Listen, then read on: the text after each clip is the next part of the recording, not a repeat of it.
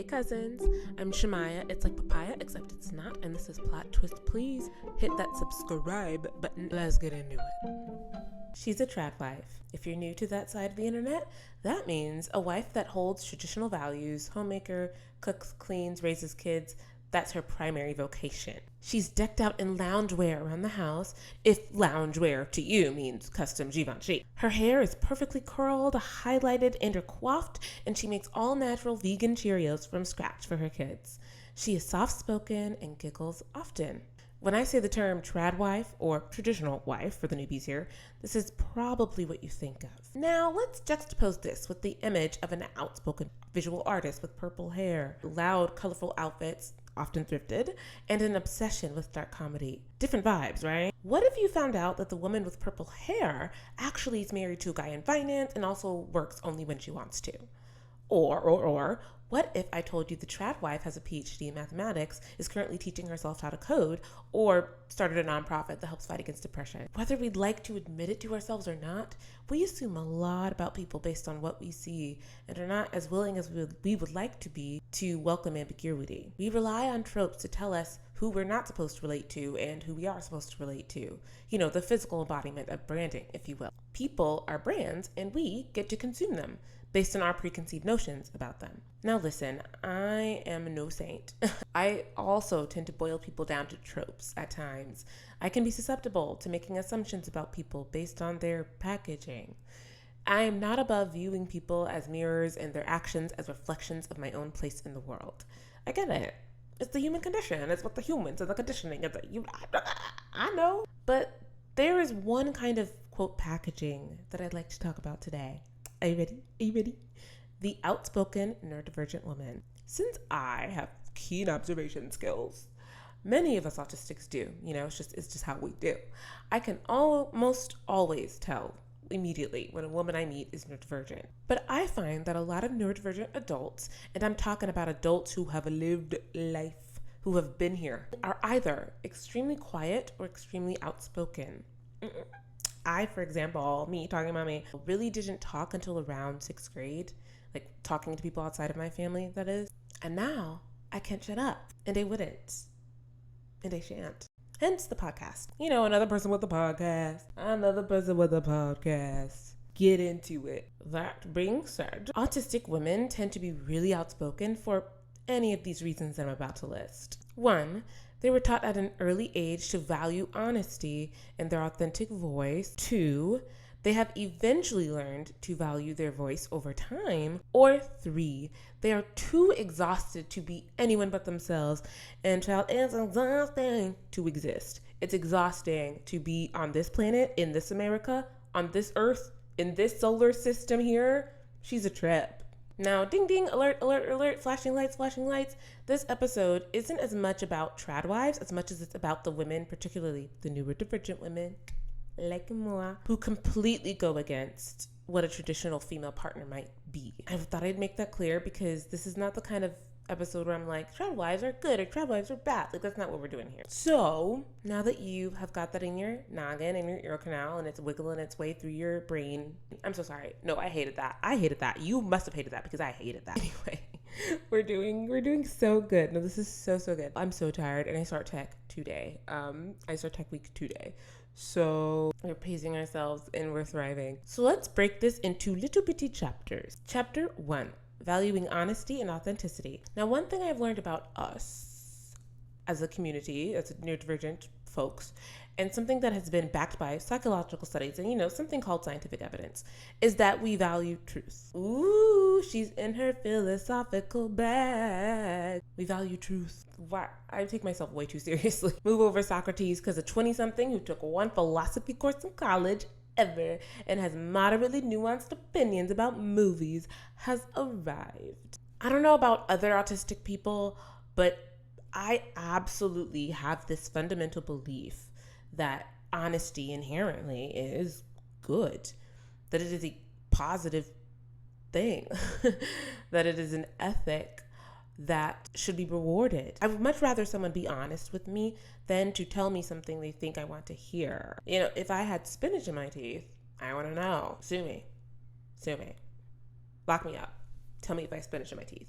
If you disagree with me, you're wrong. And if you do agree with me, congratulations, you're better than everyone. And I reckon you agree with me for several reasons. Reason number one, potentially, because I don't know your brain cells. What if they don't actually know what we want to hear? I have more experiences than I would like to admit where someone told me what they thought that I wanted to hear for an extended period of time, only to pull the rug from under me years later. And I think a lot of autistic people can actually relate to that. I'm so sorry. I'm so sorry for bringing that up just now. I know you were so close to getting over it. I'm so sorry. Anyway, I've talked about this in a previous episode, but this phenomenon, the whole everything's fine, I promise. Then just kidding, tee. I was just scared to tell you the truth, tee. Is an extremely common autistic experience. I would argue that for autistic people who were raised as women, it is essential to our experience. Like it is a core pillar in the memory. Like it is a core memory for us. I could do another episode on why that is. Let me know if y'all want that episode, because I have a few ideas. As to why that is. This whole episode is giving millennial coded. And you know what? I won't apologize for it. I won't apologize for my exaggerated hand movements and facial expressions. No, ma'am. So sorry, my self-awareness is really loud today, and I need it to quiet down just for the duration of this episode, because I know that those interjections can be like, I don't know, are those interjections off-putting for y'all? Or because sometimes here I go again. So I think the difficult thing about this is that there are many, quote, implicit truths that exist within the social sphere. There are just so many cultural norms that we are expected to know, and that we will demonize people for not knowing without seeking further understanding as to why they aren't following these rules. I'm not gonna lie. I'm not gonna fib. I do think it's possible that this is one of the reasons why autistic people tend to be drawn to romantic partners that are, well, mean to us. Now let me if you're new to this conversation, let me explain. When someone is really nice to us, and nice is not the same as kind, mind you, yes, she's a Sondheim girly, there's always the chance that they're being nice in order to serve their own motives. Whether that motive is to feel good about themselves or being nice to the weirdo, savior complex, things like that, or more nefarious reasons. In this case, it tends to not be super helpful in the end. And in this case, you have no idea how these people actually feel about you, or whether they're going to pull the rug from under you later. Spooky. However, when someone is mean to you, you know exactly how they feel. There's no mystery. There's no sleuthing. And I'm a sleuther who gets tired of sleuthing. So case closed. No questions. Now I know. Why in the world would you want to spend time around someone who's mean to you? Like, what kind of masochism is this? And you know what? You might have a point. You might be onto something. Yeah, yes. But also, a lot of us autistic people kind of feel like the devil you know is better than the devil you don't. And let me be clear on this day. I do not approve of this. I do not approve of this mentality. If you're one of those people, cut it out. Because Auntie Big Sis Shemaya is telling you deserve better than that. But as I say this, unfortunately, I know that for a lot of autistic people, honesty tends to be an indicator of safety, regardless of how it's packaged, regardless of how rude and unkind it is. However, in social settings with neurotypical people, the social script is a little different. That being said, among neurotypical people, the social script is a little different as it pertains to honesty. I think this is a good time to note that every person might have a different definition of honesty. I'm always in the camp of, if you're intentionally hiding something, you're being dishonest. It's not always a lie, but a lie isn't the only punishable offense. That's my neurodivergent opinion, okay? Like, if I have toilet paper on my leg and you see it, but you let me walk around with it for 20 minutes, 2-0, we are not friends. No friend of mine would let that happen, I feel. It's not a lie, but it is something about the relationship that builds up a case against that person. Like, it reveals something about what you mean to them, or how important it is to them to protect you. So why are we talking about honesty today? Well, I've realized something about being a woman. In case it was unclear about being a woman, There's this thing that happens when you're a woman who is bluntly honest. And as a woman who was never bluntly honest and then kind of just like became bluntly honest over time, I've learned that people don't really like women who are bluntly honest. And I know, surprise, surprise, but to take this a bit further, I think people like the idea of an independent, self-assured, outspoken woman, but in reality, they tend to not be able to handle them. They will demonize them and harshly criticize them for not being likable in comparison to men, where they are allowed to be brooding and confident and have a riz. But if a woman is that way, then she's intimidating or not warm or not kind. Just an observation. There's data to back it up, but this is just my observation. But also, don't listen to random people on the internet without having evidence to back up their claims. Balance. It's about balance here. Women, from what I observe, are conditioned to be apologetic about literally everything. And it's not even our fault. Anything we do is worth making fun of. If we like romantic movies, if we like coffee, then we're basic. If we talk about not liking rom-coms or coffee, we're pick-me's. If we are comfortable with our bodies, we're quote fast. And if we aren't, then we're prudes. And there's just really no way to win. It's like whatever you choose. If you're a woman, you've chosen wrong. If you're a neurodivergent woman, you may not even be aware that you've chosen wrong. And if you are taught in your household to value your authentic voice, your truth, there's a chance you get out into the real world and realize, oh, people don't want my authentic self. They don't want my truth. They want my truth as long as they remain comfortable, as long as they are able to package it. But what happens when you learn over time that the social script doesn't work for you? What happens then? That, my liege, brings me to, drumroll, Chapter 2, Learning to Value Your Voice. There's this movie that I was introduced to at a very young age by my mom, and I am forever grateful. It's called Mona Lisa Smile. It's with Julia Roberts, Kristen Dunst, Julia Stiles, and so many other notable Hollywood actors. Truly a stacked cast if I ever saw one. Like looking back, I'm like, dang, they pull out the budget. Or, maybe they weren't as famous then, so they didn't pull out the budget, but great cast, great movie. Here's the basic rundown. It's the 1940s to 50s, and women, not women who look like me, but women are encouraged to be homemakers, and their only goal for higher education is to meet an eligible bachelor to marry. If you're going to Harvard to meet a Harvard man and nothing else. Katherine Watson, played by Julia Roberts, is a recent UCLA graduate hired to teach art history at the prestigious all-female Wesley College in 1953. And has to struggle with the hefty feat of balancing the traditional values of her environment with her own progressive views. Juicy.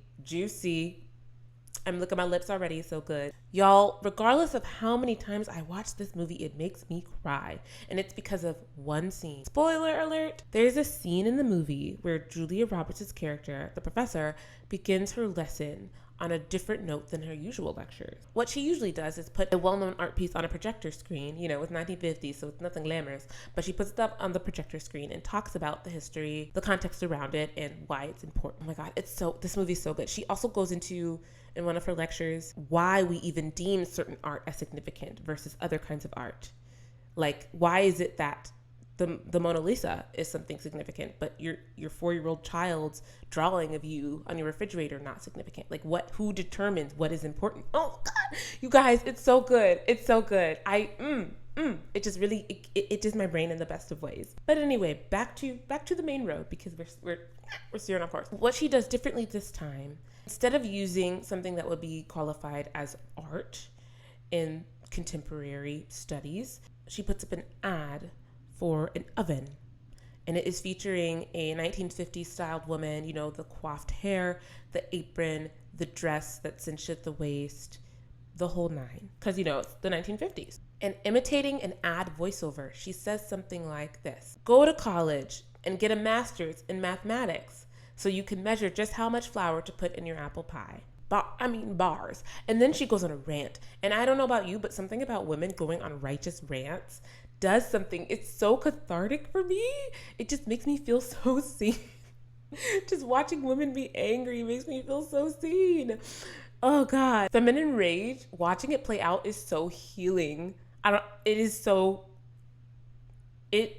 Years of trauma healed. She also reads aloud a series of ads at this point that mimic a similar analogy.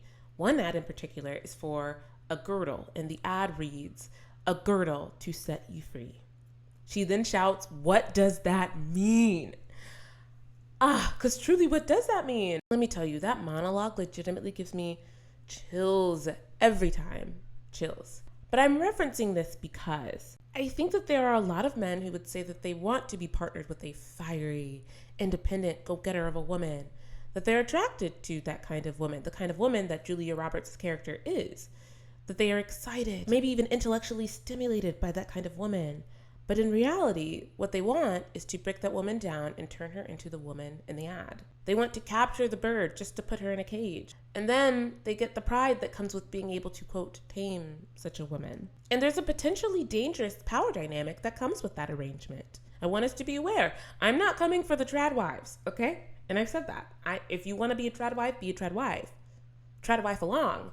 But I urge you to have a full, in-depth understanding of what it is that you're signing up for. In any romantic dynamic, I find that most of the time when I have pause about someone's relationship, even someone I don't know, it's seldom because I'm like, if this doesn't work for me, then it won't work for you. It can't work for you. At least at this point in my life with a mostly fully developed cranium. But most of the time, I get scared and finicky when I feel like someone doesn't know what they're getting into. I tend to feel like, do your thing, boo. Live your life, boo. But don't be delusional. I will respect your decision if you've made it after doing your research. Another thing that I think happens when you're a woman who is brutally honest is that your intentions might be misunderstood. And a lot of autistic people know what this is like. It's our default, right? Now here's a little caveat. I don't know what social script you operate under, but I'm used to operating under the one in the West where people are expected to be nice. Now, I personally believe, as I said before, that niceness and kindness are motivated by two different kinds of ethoses. Still, we do in fact live in a society, and in this society, it goes against the social script to, when you're upset, spit in someone's face. It's just, we're not doing that. But what I will say is we should be careful about this. Be careful about this, muffins, because the social script as it currently exists can always evolve. Women weren't allowed to have credit cards until the 70s. So sometimes the social script should evolve. Sometimes they should evolve a lot. I can reference my own autistic experience. Being someone who's on the spectrum, I find that a lot of the difficulty actually lies in distinguishing a social script that is actually necessary from one that is not. It's a lot easier, or shall I say, safer, to be the kind of person who goes against the grain and stirs up trouble when you instinctively know where the line is.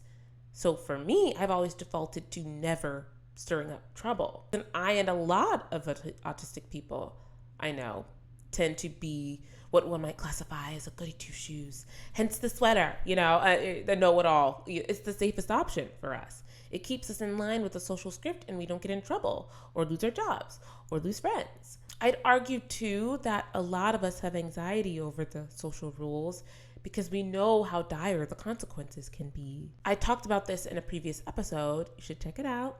I think it was the Pick Me one. And thank you guys for blowing that one up. Oh my God. Thank you that's the quickest 1,000 views I ever got on a video. Thank you. This is a big reason why autistic women in particular end up being socialized not to speak up for ourselves. We learn big, stern energy in a woman's body makes you unlikable. So if you're autistic, you survive on being likable, a likable woman. It's not that you're picking the easier option, it's that you're picking the most foolproof option. Or are you? Twisty turny. Okay, chapter 3, being too exhausted to be anyone else. I was talking to a friend the other day about the autistic need to adhere to the rules. And in case you're new here, there are rules. Maybe I didn't explain this thoroughly enough, but there are rules and we have to follow them. We are obsessed with following them. If no one else follows them, we have to follow them. It's like an itch that we have to scratch. Capiche? Anyway, I was talking to a friend of mine about this phenomenon this part of the diagnostic criteria that is autism spectrum disorder. And we particularly got onto the subject of board games. I become ruthless when it comes to board games. And we talked about how if you break the rules in a board game, usually the autistic person in the room won't let you get away with it. Anywho, I'm mentioning this because if you are exhausted of the notion of following the rules just by hearing me talk about a board game, imagine how I feel about constantly having to follow the social rules in any given setting. Imagine how tired we are. At a certain point, some autistic people just decide that the consequences are sufferable, but exhausting ourselves and hiding who we are isn't. And I get it.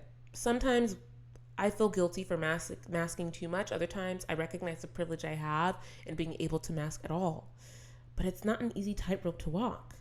There are some days when I feel emboldened to be my full Black woman self, and others when I acknowledge spaces where I can't truly do that. I am, after all, just a woman. I'm letting you know that there's a level of realism to have when navigating these spaces, and that you are enacting, whether you are aware of it consciously or not. And I know this might seem like I'm giving you whiplash, but in that same note, I'd also like to empower you to figure out ways that you can uplift other women, especially women who don't care about applying themselves to that social script, who don't have the tools to do so even. I encourage you to uplift those women and to not demonize them when they don't follow your rules. I'm also on this journey to being gentler with myself as I navigate these different spaces. And for now, where we're at in society, the way I navigate these spaces with different social scripts, it's just going to have to be enough. I hope this episode was at least a little cohesive. That's all I have for you today. I encourage you to be patient with yourself as you learn how to mask efficiently and how to embrace who you are whilst you have to navigate these spaces, because it can be easy to lose yourself in that. It's tricky. It's a crunchy situation. But you can do it. You can do it. You got it. All right. That's all I've got for you today. Please like, share, subscribe. Leave a review, actually, on Apple Podcasts or on Spotify. I think Apple Podcasts is where people are mostly reviewing. So please go over there. Let me know what you think, even if it's like 5 words. Be blessed. Stay weird. Bye.